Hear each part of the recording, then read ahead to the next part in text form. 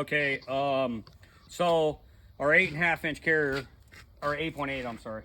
This, we knocked that bearing off, and you can see it just slides right back on. So the carrier's no good. Common question, can you shot peen that? I don't know, because I've never done it, because I'm not going to do it on a differential, because if I shot peen it and it doesn't hold, well, I just did a lot of work and spent a lot of money for nothing. So am I going to shot peen it? No.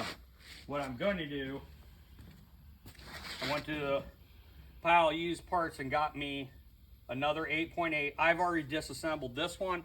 I'm going to show you how to assemble and disassemble an 8.8 with clutches. Okay, so let's disassemble this. Bring it up here so everybody can see. Can you see kind of down in there?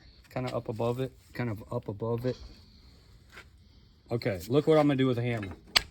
See what I did? I just stuck a hammer right in there and knocked that spring down.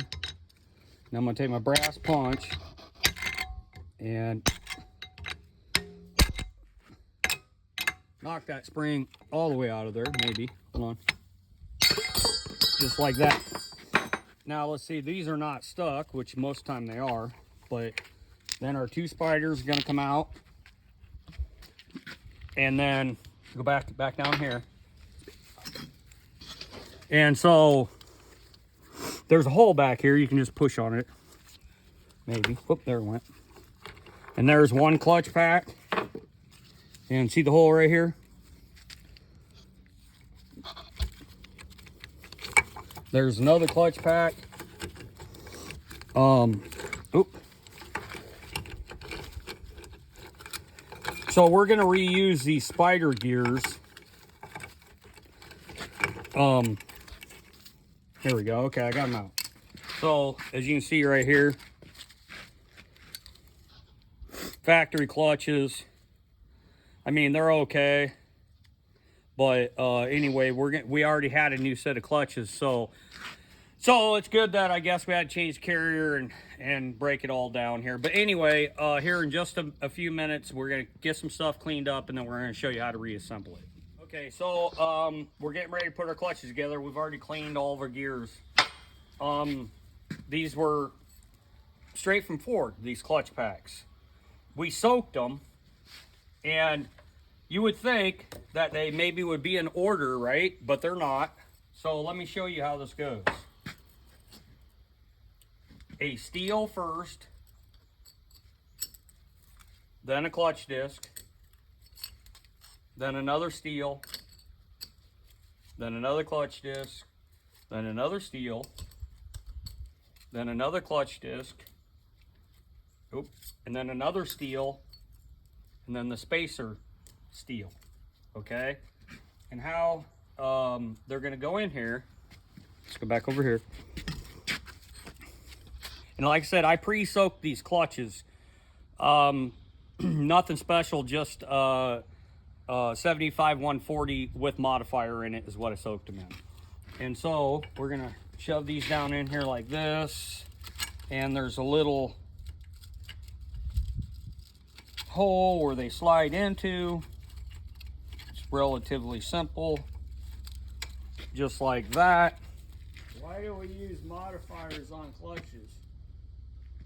Why do you use modifiers on clutches? Because if you don't, they stick. Then That's what why. happens? Then it locks up. That's right. Which we have seen a lot of them. If you got a Ford F-150, a Mustang, you start turning a corner and it starts doing like this, it says clutch disc in there, don't have modifier on them, or not enough. So anyway, pause that for a minute, and then we're gonna put the other one together, and then I'm gonna show you how to reassemble everything. Okay, so I put, if you look right here, come up here. Well, the half circle right here, you can maybe see, I don't know which side, you tip your phone so you can see it this way. Over here. There you go. Can you see it? Let me just look at it. Yeah, there you go. And see, I'm pushing my finger from the back side. You can see my glove. And then, so these just slide in there like that. And then, so there's your two side spider gears. And Mike, you got a clean spider for me?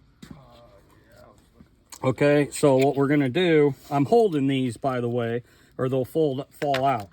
So I'm gonna put one of the spiders right here, and I'm very simply gonna look right underneath until they are lined up right there. And then I'm gonna rotate this, and we probably are gonna have to tap it. We'll see. Okay, well, I'm gonna have to get a hammer. I'll go ahead and pause that. Okay, go ahead, Mike. Okay, so we're obviously tapping it in. Once again, using brass, you can see a little bit of stuff coming off it. Obviously, we're gonna have to do a little. Keep going. Lined up. We're gonna obviously have to do some tapping here because the clutches should fit tight.